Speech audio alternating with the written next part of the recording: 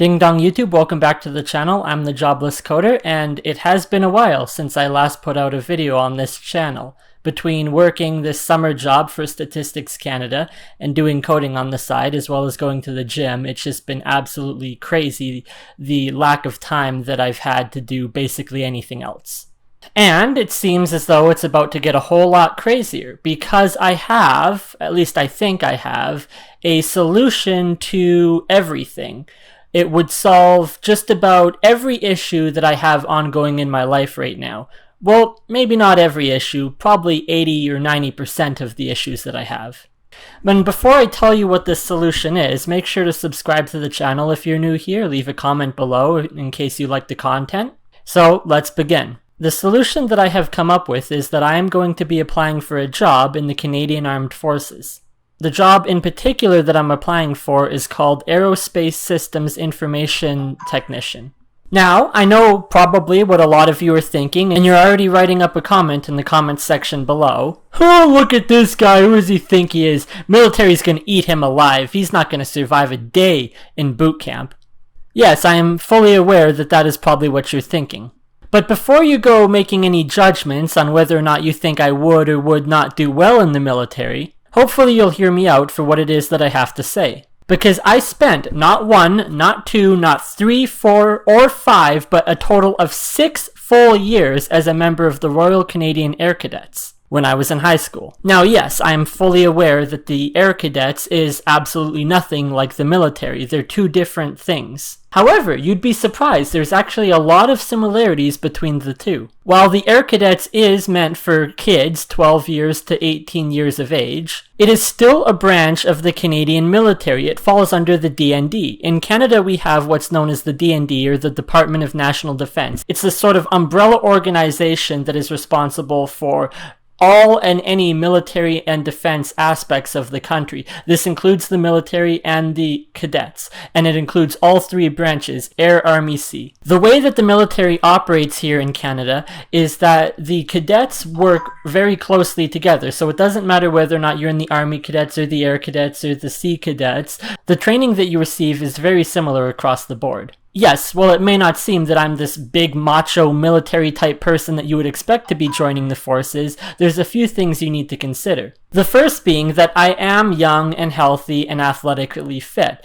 And while I'm not overly muscular or anything, I'm definitely physically active, and I believe that I could pass the Force Fitness Test. The Force Fitness Test, if you don't know, is the military's way of assessing your athletic ability, and the test consists of 4 different exercises involving sandbags. The test used to be different many years ago with different, sit-ups and push-up tests, and you had to do the beep test, but they've since revolutionized the program. What they did is they went out into the field and they did a survey of 36 different positions or jobs that are in the military to find out the similarities between all of the physical exercises that you need to be able to do to succeed at that job. And from that, they were able to identify 6 different compound movements, and from those movements, they were able to put together 4 different exercises that test the limits of your physical ability. So there's one exercise where you have to pick up sandbags and touch them to the wall and then put them back down, and then pick up sandbags and touch them to the wall and put them down. There's another one where you have to hold the sandbag in your arm as you go around some pylons.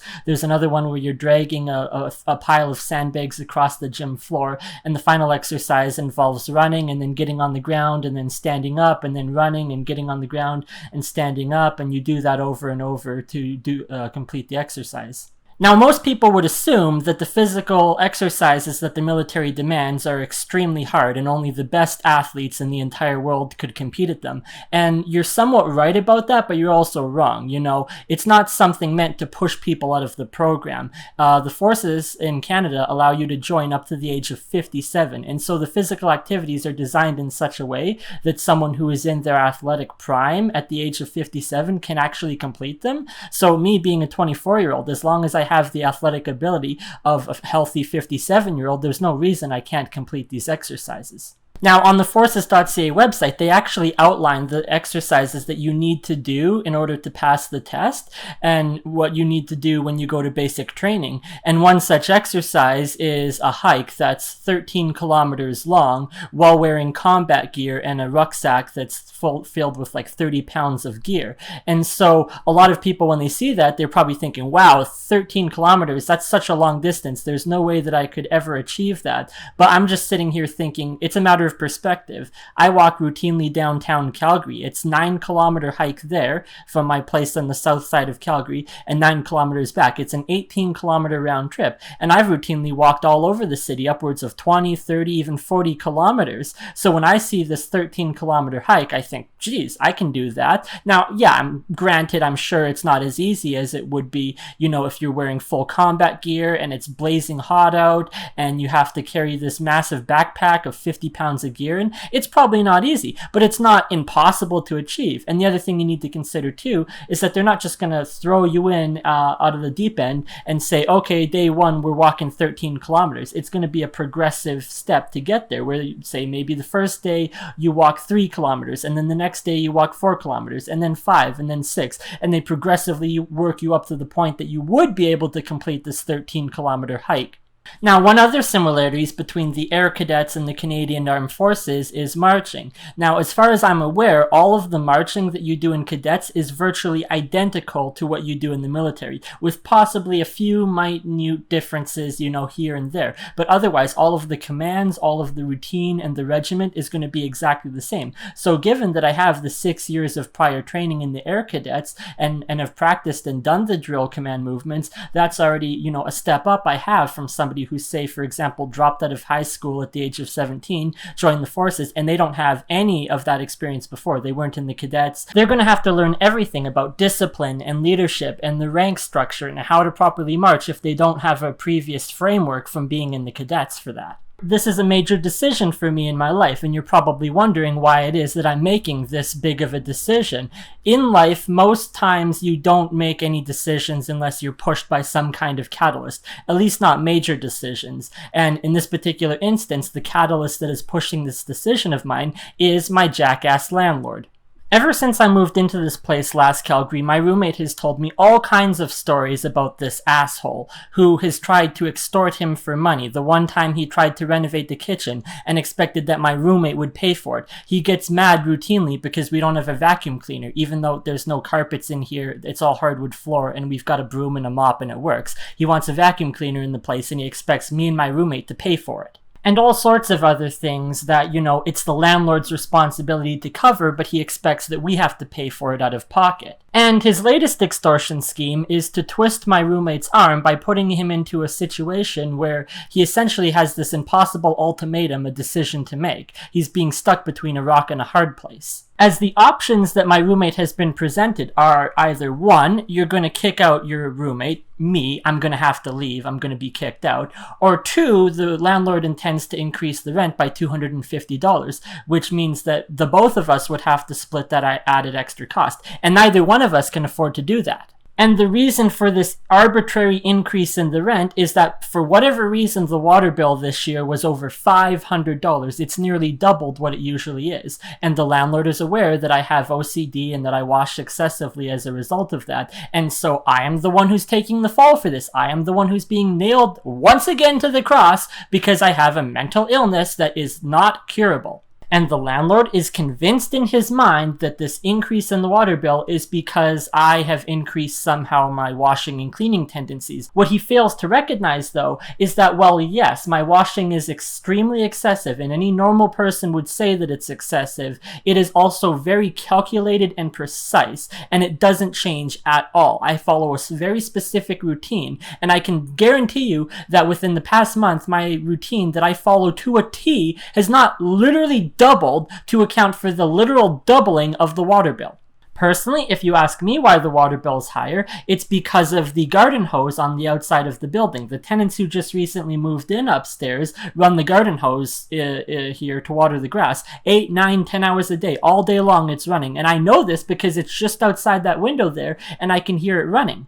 And the other thing you need to consider too is that it's the middle of the goddamn summer. The water bills are going to be higher across the board regardless. which is something the landlord just doesn't seem to understand. So the landlord phoned the tenants upstairs to ask them if they know why the water bill's higher. And they're like, well, I don't know. The guy in the basement has OCD, so it's probably his fault. And then they went on to bitch and complain about a bunch of other ridiculous things, like the fact that I leave the back gate open when I come and go from the property, and other various, very minor things that are not that big of a deal. At least they're not to me. So instead of telling the landlord, hey, the reason the water bill is so high is because we're running the frickin' sprinkler system 10 hours a day, they try throwing me under the bus, try making it my fault. But then they're taking all these other minor issues and blowing them out of proportion, trying to make me look like some kind of awful, horrible person who's destroying the property. It's literally the exact same shit I had to deal with out in Vancouver when I was living there. Dealing with the neighbors, calling the cops on me because I parked my vehicle in front of their house. Not in front of their driveway. I wasn't blocking their driveway. They were still able to get in and out of their driveway. I wasn't blocking any vehicles. It was just sitting on the street in front of their house. And they seemed to think that, they owned the public land in front of their house on the public street and that I'm not allowed to park there as a result of it. So they phoned the cops, try to get my vehicle towed.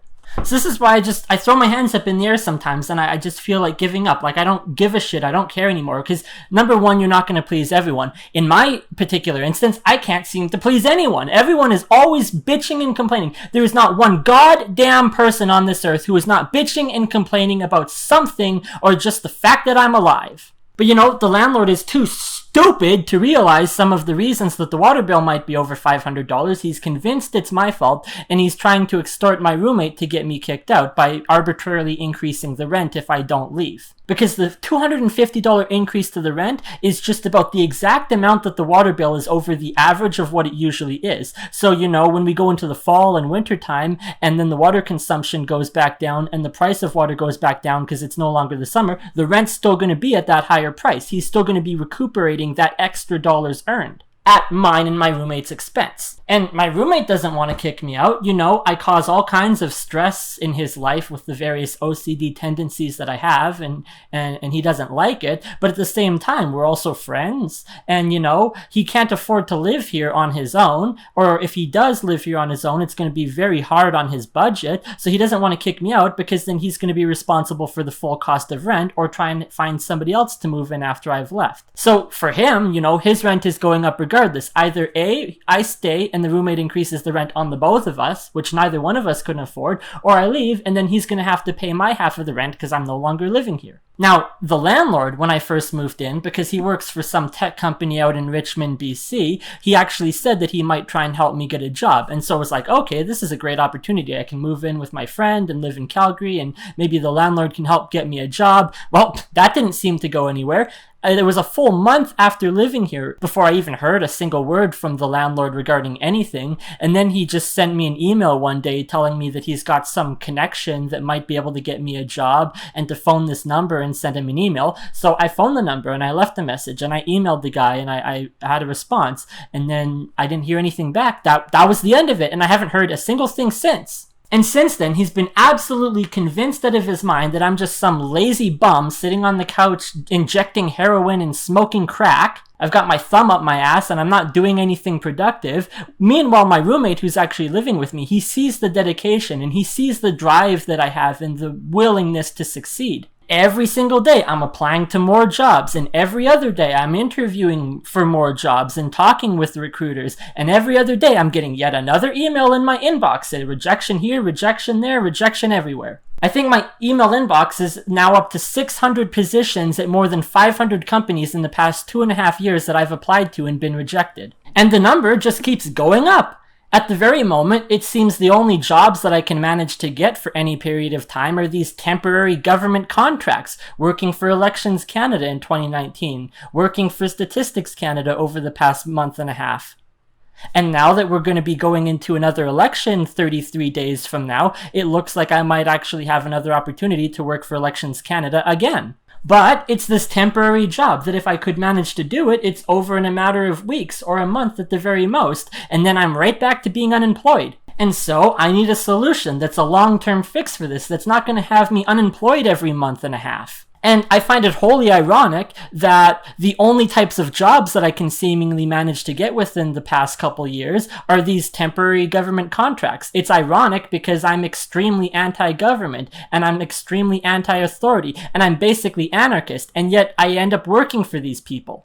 Now, someone did actually make a comment to me that said something along the lines of, sometimes the anti-government people are actually the best people to be working in government because they're not susceptible to corruption. And if they ever got a position of power where they could actually make meaningful change, they're going to use that power to make meaningful change, not just better themselves at the expense of everyone else. And I suppose if I were to get a job in the military, it would just be another extension of working these government jobs. And so, because I'm basically going to be kicked out, I'm essentially going to be homeless for yet a second time in my life. Oh joy, I'm moving back in with my parents. Because I'm no longer tied to Calgary, I'm going to be looking into moving to basically any city, any place that I can get an opportunity. So I'm applying to jobs in Edmonton, and I'm applying to jobs in Lethbridge, and I'm even applying to jobs out in Vancouver again. And if that doesn't succeed, then I'll widen my search to other provinces. And if that doesn't succeed, then maybe I'll have to widen my search to other countries. I wonder if Afghanistan has any tech jobs right now.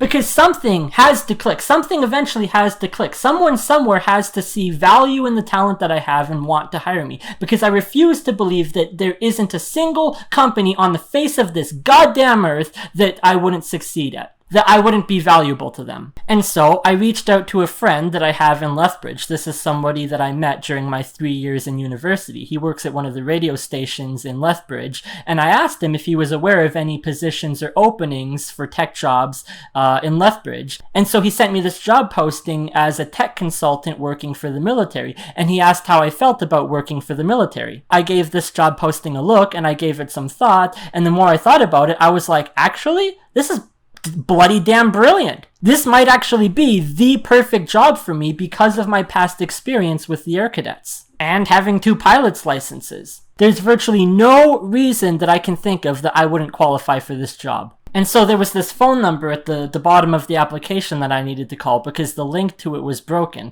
So I phoned this number and I spoke with this wonderful woman over the phone. She told me her name was Petty Officer Morgan and that she was a naval communicator in the armed forces. And so I spoke with her for a good 20 minutes, and the feeling that I got, the tone of the voice that she was using, it was causing genuine excitement because of the things that she was saying. The things that she was saying were along the lines of, you're going to be an asset and we would definitely value your skills and we need someone like you. We have a shortage of people like you that have this tech experience. And it's just such a stark contrast, like night and day, with talking with this woman between all of the previous 3 years of the hell that I've been through dealing with recruiters and HR.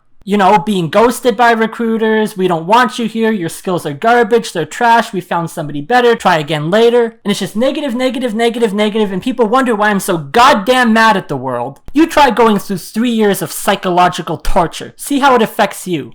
So to speak with this woman and have her be the first person in a very long time who actually recognizes the skills that I have and saying all kinds of wonderful things, it's just amazing. She straight up told me that nobody wants to join the military. Even less people who know how to code want to join the military, because if they can get a job in the private sector making 3, 4, 5 times as much as they would in the military, why would they want to join the military? They just go off and do that instead. And yeah, I'm fully aware that a job at Microsoft and a job at Google probably pays a whole lot more than you would in the military. But one of the things I said to this woman is, I don't have access to these positions. None of these companies want to hire me. So, it doesn't matter if Google wants to pay their interns $1 million a year salary. If I don't have access to that, it doesn't make any difference. And so I told this woman that what I'm really looking for in my life right now is stability and structure, and I definitely think that's something the military can provide. And one of the things you need to consider too is that while the military might pay less than, say, working at Facebook or Twitter would, you also get fed and you get housed, so you don't have to worry about buying your own food. You don't have to worry about the cost of housing ever increasing and dealing with jackass landlords like the people I continuously end up renting from and going through this period of being evicted every 18 months. And because I would be fed and I would be fed well, I'm not going to have to deal with starving myself on ramen noodles from the dollar store, as that's all I can afford to buy. Now, one of the things that I do need to be aware of is that a job in the military is going to require and demand much more of my time. It's not as simple as, oh, you work an 8-hour shift and then you go home and you sit on the couch and you play video games all day long. It's you have to live the military lifestyle. You have to be in the forces. Often you find yourself living and working on base. It's a very strict life regimen that you would have to adhere to. It would probably end up consuming about 90% of my free time. And because the military has this philosophy of being a soldier first, I would also need to be mentally prepared to ship overseas and go off to war with China or Russia should things ever escalate to that point. And not a lot of people are willing to do that. But if you are willing to do that, you're going to get the guaranteed provision of housing. I'm going to be guaranteed that I'm not just going to be evicted from my home because the landlord doesn't like me. It's like, what the fuck? What ridiculous, egregious thing have I done to deserve this? I guess the landlord's upset with me because I don't have a job still 18 months later. It's like, dude, look around! Look at the fucking economy, man! Most people are either unemployed or underemployed, or they're working 6 different gig jobs around the clock just to pay the bills. You know, it's not like I'm going around and punching holes in the wall or setting fires to his property or bringing drug lords in every other Tuesday. It's like, what awful thing have I done to deserve being evicted, other than having this incurable mental disease that nobody understands and that I was born with from birth? Now, in the meantime, I will be filing a complaint with the Residential Tenancy Board to act as an insurance policy against getting fucked over by this guy, because he is absolutely the type of landlord who would try and fuck you over when you move out. You know, try and withhold your damage deposit and claim that you destroyed the property. My roommates told me that on one occasion that he came by for an inspection, he's freaking out and having an absolute fit because there's dust or something on the baseboards. Now, I mean, this place isn't in the best area of Calgary. It's run down. The house was built in the 60s or 70s. I don't entirely know when it was built, but from what my roommate has told me, this is basically the childhood home of the landlord. And so he seems to have this mentality or something that it's like the Taj Mahal, or it's like some museum that must be perfectly preserved. And because of that, he acts like he's got a 4-foot pole up his ass. You know, he's the type of landlord who thinks that he gets to own you as a slave simply by means of the fact that you live in the property that he owns. One of the rules that he's tried imposing on me and my roommate is that we're not allowed to drink alcohol, apparently. I'm just so bloody sick of these people who think they own you as a goddamn slave.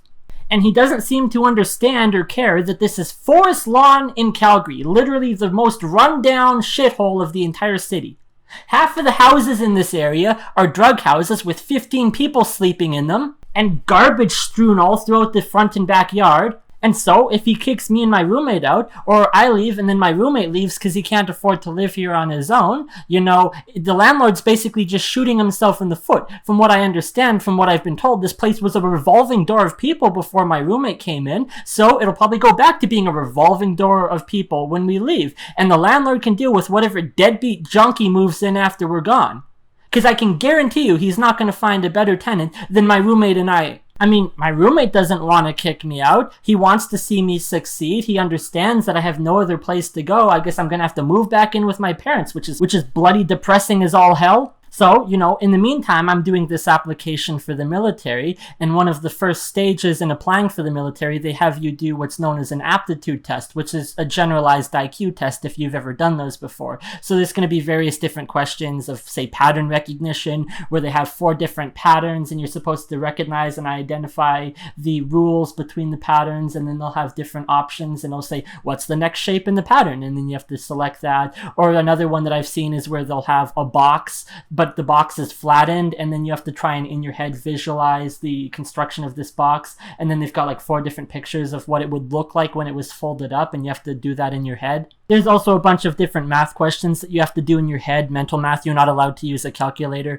Now, I have a friend who's actually in the military, and I asked him about this, and he told me that it's at a grade 11 level, and it's actually kind of designed that way because the earliest you can join the forces is the age of 17, so you can drop out when you're in grade 11 and then join in the military. And so I was somewhat concerned that the math they would have me doing is like some complex calculus or whatever that I was doing in university, and it didn't seem seem to make much sense to me. But if it's grade 11 math, I've got no problem with that. I can do linear algebra in my head, and I should succeed very well at that. What they do is they take the score from this aptitude test, and they use that to determine the various positions and jobs that they would find that you would succeed at in the military. And not everyone can get every job that they want to have. I saw this one YouTube video of someone who wanted to have one position, but apparently he failed the math portion of the aptitude test, and so they were saying that he wasn't allowed to do that, and if he was to join the forces, he would be stuck doing something else that he wasn't particularly interested in. I mean, so hopefully I can get the position I'm looking for. The position I'm applying for is the Aerospace Technology Information Systems Technician,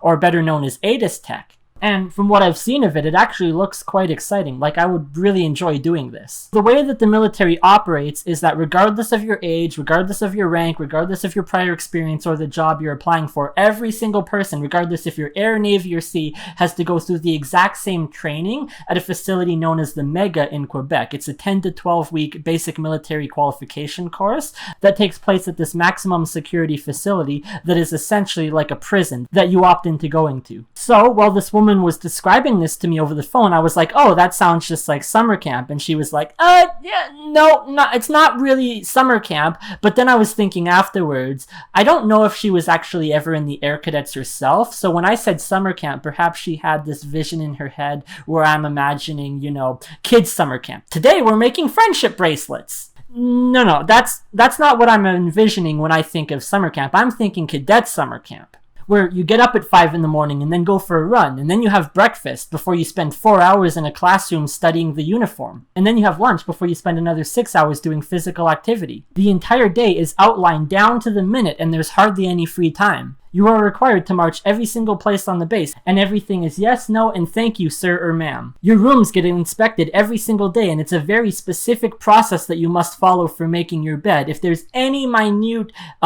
problem with your room, whether you forgot to maybe lock your gearbox, or whether the bed's not good enough, or whether your boots are not shiny enough, you get yelled at and you have to do push-ups. The beds you sleep on are hard as rock, and you get these awful, disgusting fire blankets that never get washed. And I know this because in the cadets, a lot of the gear that we share is actually military grade gear that comes from the DND, the Department of National Defense. And so every piece of equipment and every piece of gear either has either sewn into it, stamped on it, or printed onto it the DND letters of the Department of National Defense. Now, as for me, I attended 4 cadet camps during my 6 years in the program, and the first camp was a 2-week basic training course in Penhold, Alberta. We called it Pen Hell. And much like BMQ, the course was designed in such a way to give you every single aspect of what the Air Cadet program has to offer. So one day maybe you're doing physical activity and PT, and then the next day you're doing marching and learning about drill and rifle and flag drill,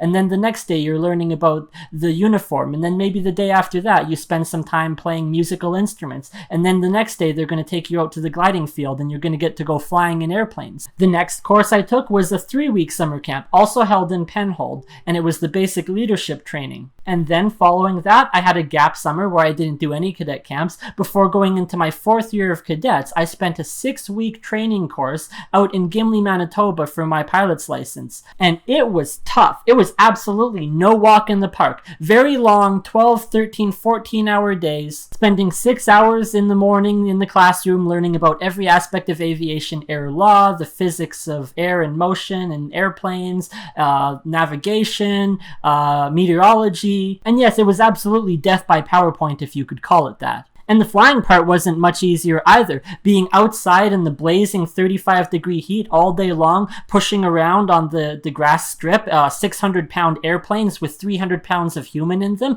it was physically demanding and exhausting. The following year, when I was in my 5th year, I got to spend a 7-week course in Medicine Hat, earning my power pilot's license, and that was just as physically demanding, and it was just as mentally exhausting. And it's worth noting that not every single person who attended these courses even passed. There was people that were sent home because of medical leave, or maybe they had some injury that prevented them from flying. There was other people that just failed too many tests. They were deemed too stupid to fly an airplane, and they were sent back home. And so I'm somewhat familiar with the physical and the mental demands that programs such as the cadets and such as the military place on you. There's going to be a lot of yelling. I mean, it's meant to discipline you. It's meant to break you down. It's meant to shake you up and break you down so they can build you back up. You know, there's this trope in the military of these big, tall, muscular, 6.5-foot tall guys that are big and tough and strong. They're usually the first ones to crack under pressure. They're usually the first ones to cry. You know, when the drill sergeant yells at them for being worthless. You are nothing but unorganized, grabastic pieces of amphibian shit. Because I am hard, you will not like me. Here you are all equally worthless. It's done within reason. You know, they're not allowed to degrade you or call you things like maggots, hey, maggots, or anything like that. It's not permitted anymore. It might have been at one point in the past, but they don't do that anymore. Now, I mean, it's designed to make you cry. Now, me personally, I don't think I'm the type of person who would break when I get yelled at, because the past several years, I've been through absolute bloody hell, literal hell, and so there's not a lot that you're going to be able to do to shake me down. Now, granted, I'm not trying to sit here and claim I'm some invincible superhero who is incapable of being broken. There is absolutely ways you can break me, and if you go pushing the right buttons, you will cause me to break. Now, granted, I'm not going to sit here and say which buttons those are. I have to keep some cards to myself. I mean, if there's any people in the military who happen to be watching this video and they might one day, you know, be my superior, you know, it's a game of psychological warfare, and it's up for them to determine how to break people down. So I'm not going to tell you the cheat codes to that game. But what I will say is, if you think you're going to break me by saying that I'm a useless, worthless piece of garbage, it's not going to work. I mean, just look through my comments section. I have to deal with this on a daily basis. Everyone just calling me a useless, worthless piece of garbage. My best friend in the entire world thinks I'm this useless piece of trash who will never amount to anything, and I'll never succeed or go anywhere in my entire life. I am nothing but pond scum upon this earth in the eyes of society. Just day in, day out, onslaught of mental abuse. So, you know, the military sounds just right perfect for me. Now, as for the application process, this Petty Officer Morgan woman told me that I needed to apply online, which I've already gone and done and have everything set up. The aptitude test is scheduled for this upcoming Monday, and my parents are going to be bringing in my birth certificate, which is required to complete the aptitude test. And this woman was also telling me about some of the benefits that you get as a serving member of the forces, you know, health and dental and glasses and things like that. She also told me about this thing called the Canex store, which is essentially Walmart, but for serving members of the military. And you can actually get loans with them to basically buy a whole bunch of furniture and flat screen TVs and stuff in the event that you end up living in housing off base. And if you work with the military for a period of 20 years, you can retire with a permanent life pension. I mean, that's some pretty good prospect. I'm 24 now. The idea that I could work 20 years and then retire at the age of 44 into a world where nobody else has access to that except for only government employees get pensions anymore. And then she told me about the training that would come after the BMQ course is done. I would spend 9 months to a year living in Kingston, Ontario, where they would teach and train me on basically every and all aspects of technology within the military. Network switches and cloud computing and internet structure and security and operating systems, telephone lines and radios for communication. Now, one of the things she also told me is that what a lot of people will do is they'll use the military as an avenue into the workforce. So maybe they'll spend 3 or 4 or 5 years working and training and living with the military. And then from that, through the connections that they've made, they actually get a job in the private sector where they can get paid a substantial amount of money. And obviously, if you work in the military and you put that on your resume, it's definitely going to stand out. Now, granted, to be fair, I was told the exact same thing about the Air Cadets. I was told that 6 years of Air Cadets on my resume would stand out. Nope, nobody cares, nobody gives a shit. It doesn't make any difference one way or iota. Most companies view it as entirely irrelevant. She also told me that the forces don't particularly care whether or not you have a degree. Now, granted, you can't become an officer without having a degree, but the funny thing about being an officer is that although you're placed at a higher level of authority, you actually make a lot less money than some of the specialists that they hire. You know, people like me that would be consulting as a tech individual in the military. And, you know, that's a good thing for me, given that all of the companies I apply seem to have a pole up their butt about this degree thing. So if I can work for 5 or 10 years in the military and then use that to get a job in the private sector, I shouldn't ever have to hear another word for the rest of my entire life about not having a degree. And to be completely honest, one of the things that's kind of sticking in the back of my head here is thinking about a possibility of war with either Russia or China. If you look what's happening this week in the Middle East, it's an absolute bloody disaster.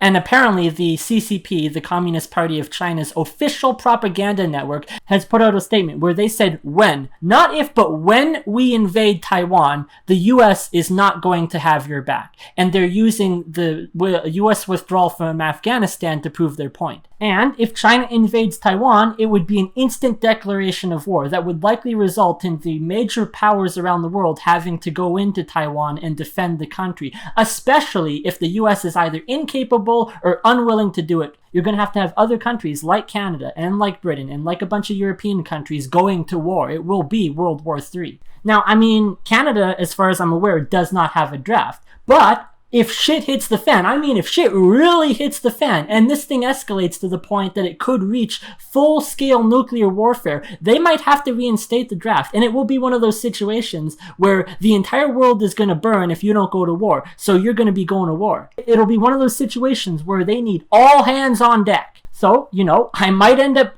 going to war anyways if I end up being drafted for World War III, and so it might actually be beneficial in my best interest to get into the forces now, before a major international crisis, so that in the event that one occurs, I already have that backbone of the training and the structure, and that way I would even have a position of authority, for example, so that, you know, a bunch of new recruits joining the military, they're going to be the ones that are sent off to the front lines to crawl through the trenches and get covered in mud. You know, if I already have a job in the military working as a tech consultant, the chances that I'm going to be asked to go to the front lines is probably not so much, because they're going to have me doing the stuff related to the stuff that I'm trained to do. And so my aptitude test is on Monday. I'm heading down to the armories in Calgary to write that. It's a 4-hour test, and it would consist of 3 different parts. And then once that test is done, the next step in the process is to get the medical. And this is the one thing that has me most concerned about this process of joining the military, is the medical, because I'm reading a bunch of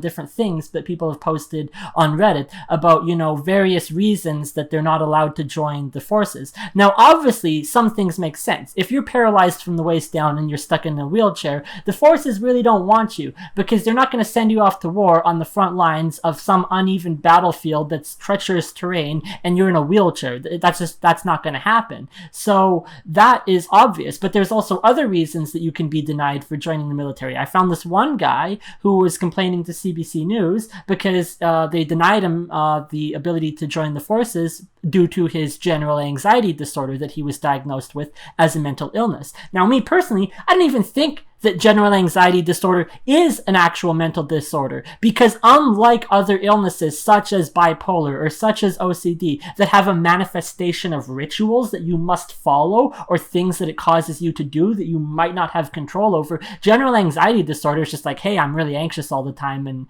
I can't think straight. And they're like, we don't want you. Although general anxiety disorder doesn't lead to the occurrence of these reoccurring unbreakable thought cycles that something like OCD causes, it's still enough to deny you the ability to serve. Now, in the US military, they're a lot more stricter regarding this. If you have bipolar disorder, depression, OCD, or schizophrenia, you can't serve in the military. Period. End of story. No questions asked. Now, in Canada, it's a bit more, I don't really know how to put it, but we have something known as a medical waiver, which I might actually qualify for. And basically, the idea behind the medical waiver is, you know, we really shouldn't be accepting you because of these issues you have, or these other mental or even physical disabilities that you have. We shouldn't accept you. But if they find that your skills are so valuable that they can't let it go, then they will make an exception for that. And so if it's true what this petty officer is telling me, that they have a shortage of people that understand tech and that I would be this valuable asset to them,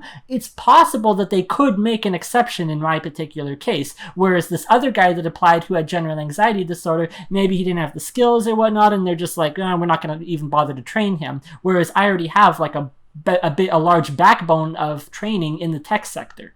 But it will be entirely dependent on the doctor that I get who conducts the medical and how they're feeling and what their assessment of my situation is. It has me very nervous for sure. Now, my friend who's in the military, who I previously mentioned, he actually thinks that I have very high functioning OCD. He doesn't even think that it affects me at all, because his view of OCD is somebody that, you know, takes 6 hours to walk up the stairs because it must be done in a very precise and calculated way, or someone who is living their entire life in a hermetic hermetically sealed bubble on their bed. They don't want to have exposure to the germs in the world. Now, for me, I can expose myself to germs. I just wash an obsessive amount of time afterwards because of it. Now, one of the things that my friend has actually told me is that he doesn't even think that the military would accept me. Now, granted, these comments were made, a full year and a half ago before I was even considering joining the military, and I think it was also made from his perspective. So this friend of mine, who shall remain nameless, he works in the artillery. And in the artillery, these are people that train really hard. These are the types of people that do that physically grunt-demanding work. They're crawling through mud on their hands and knees. And so he has this kind of very narrow view of what the military entails from the stuff that he's experienced. So when he says that I wouldn't succeed in the military, he's probably thinking I wouldn't succeed in that aspect of the military. Because there's a lot of jobs that you can get in the military that don't have you doing that. You can be a musician, you can be a cook, you can be an accountant in the military and never have to do any of the physically demanding work or actually go to war. And although these comments that were made by my friend in the military, he's actually very excited for me doing this application process, and he wants to see me succeed at this now that I've told him I'm trying to apply. And the beauty of applying for a job in the military is that they're not concerned with all this extra bullshit that I complain. Here I am sitting here for 3 freaking years complaining and bitching and whining about all the issues with HR and all the issues with the modern workforce, and the fact that you have to come into an office and they think that you can't work remote, and we're not going to hire you because you're not black enough, or you're not diverse enough. They're trying to fill in some diversity quota, or you don't have a degree, or this or that or the other thing. The military literally doesn't give a shit. It's just like, can you lift some sandbags? Yes. Can you walk 13 kilometers? Yes. Okay, we want you. You're hired. And the military, it doesn't care. Because like I said, they have 17-year-olds that drop out of high school, don't even have a high school diploma, and they go right into the armed forces. They're not going to be concerned with these diversity quotas. They're not going to be concerned with your level of education or lack thereof education, because they're going to train you anyways. And so all of these other things that I've been complaining about for the past 3 years, who knew that the solution, maybe the entire time, the solution was to join the military? Now, one of the concerns that I do have is that they will be doing an assessment, from what I understand, that asks the question whether or not you've ever had any suicidal thoughts in your life, which I have, and continue to often have. And I understand the risk and concern for this. Obviously, if you join the military, you're going to have access to all kinds of weapons and technology and equipment and machines that can be used for the extermination of life. But it's important to note that this is a multi-step assessment that starts with the very basic, have you ever thought about killing yourself? And it ranges all the way up to I've actually, tried it and failed or whatever, and I wrote goodbye letters and things of that nature. Now, as bad as things have gotten in my life, I've never actually gotten to the stage of attempting it or writing goodbye letters or anything like that, but it's still something that I need to address and bring up. And if I'm given the opportunity to address and bring up and speak directly with the doctor about this, I can say, hey, look, the majority of where these feelings come from is the sense of having this general lack of purpose, this lack of reason for existing. There's really no reason for me to exist, which is ironic because the military is something that actually can provide that to you. If you join the forces, you're given a purpose, you're given a mission, you're given a reason to exist. This is exactly what Jordan Peterson talks about when he talks about these, young 20, early 30-year-olds who are bloody depressed as all hell because they don't have any purpose. They just feel like they could sit on the couch and wither away and die and no one would miss them. And so he talks about carrying your burden, finding the heaviest thing you can lift and carry it and make that your purpose. Well, in this particular instance, joining the military is the heaviest thing I can lift. Because the alternative is I'm going to be kicked out of my home in the next month and a half. I'm going to move back in with my parents. I guess I'm going to sit on the couch until I wither away and die, turn into a vegetable basically. Because of the lockdowns and because of coronavirus, the town that my parents live in doesn't even have a gym anymore. At the very least, as bad as things were, as bad as the situation was in Vancouver, at the very least, when I came back from Vancouver, there was a gym that I was able to go to and stay physically active. But oh, nope, don't have that anymore. Thanks, government, for that. You know, the woman who was running the business, she can't afford to keep it open. She can't afford to keep paying the lease on the building if no one's able to come in because of the lockdowns. So that's just, you know, another wonderful thing brought to us courtesy of our liberal government. And so I think moving back in with my parents for a second time will actually be worse than it was the first time. Which is another reason that I want to join the forces, because I know that as a member of the forces, I'm going to have access 24/7 access to world-class facilities and gyms. And I might have access to, you know, things like personal trainers, things that I otherwise wouldn't have in the civilian world. Or if I did have them, I would have to pay for it out of pocket. Otherwise, adios, say goodbye to physical activity. I'll just sit on the couch and become a potato.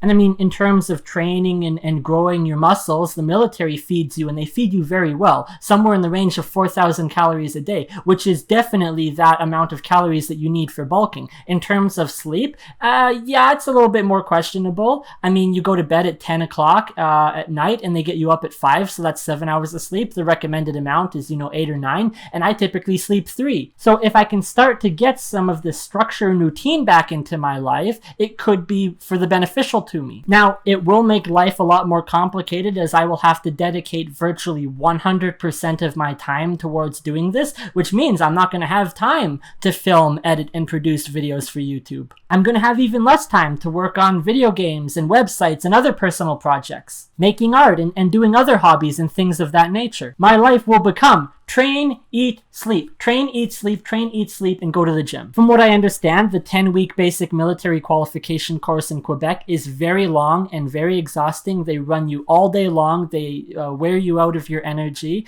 and you have virtually no free time. Whatever free time you do have, you're essentially expected to be doing things like polishing your boots and maintaining your uniform and making your bed and things like that. Cleaning your rifle. Now, I have no idea what it's like when you finish the BMQ and you go to your job specific training, whether or not it's much of the same with the structure and the routine and your time and schedule is already set for you, or whether it's a lot more open-ended, like a university schedule where you have maybe 2 or 3 classes a day, and then the entire rest of the day is free time. You can do whatever you want, and then as long as you put in the time and get your homework done, then you're free for the rest of the day. Now, I do understand that when you actually complete the training and you're stationed at a base where you're expected to be there for the remainder of the next 3 years, it basically just becomes a regular job at that point. An 8-hour a day, 40-hour a week job where you get the evenings and the weekends to yourself. Granted, that's during this non-war time. It could completely change and be completely different if we actually go to war. And because it's a government job, you're working for salary. And because it's a government job, one of the benefits is that all of the pay grades and everything, the pay structure, are actually listed publicly online for these government jobs. So the matrix chart is extremely confusing and difficult to read. But if I think that I'm reading it correctly, the job and the position that I am applying for will have me starting at a salary of $5,500 a month. $5,500 a month, for me at least, is a hell of a lot of money. It's somewhere in the range of $70,000 or $80,000 a year. Like, it's a lot. And it has room to grow up to and be as high as $10,000 a month. That's a lot of money.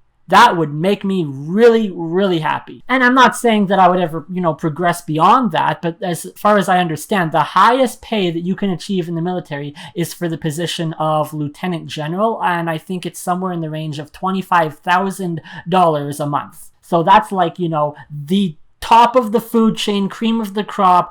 I'll never get there. That's the type of person who makes $24,000 a month. So the prospects for the future have me very excited for what the opportunity could bring. But otherwise, I just thought it was, important to put out a video here, kind of going through the things that I've been dealing with lately. And if I end up actually being accepted into the military, I'll make sure to keep my viewers here on the channel informed about that. And until then, I'm going to thank you for watching the video. Make sure to subscribe to the channel, and I'll see you in the next one.